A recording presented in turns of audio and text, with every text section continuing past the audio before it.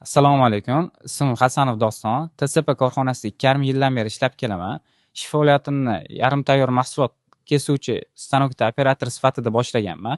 U yerda aniqlik juda muhim. Har bir o'lcham aniq hisoblanishi kerak. Faoliyatim davomida hisob-kitobga qiziqqanligim tufayli ishni rivojlantirish va profillarimizni hisobini to'g'ri yuritish maqsadida yangi g'oya va takliflar bilan rahbarlarga ko'plab murojaat qilganman.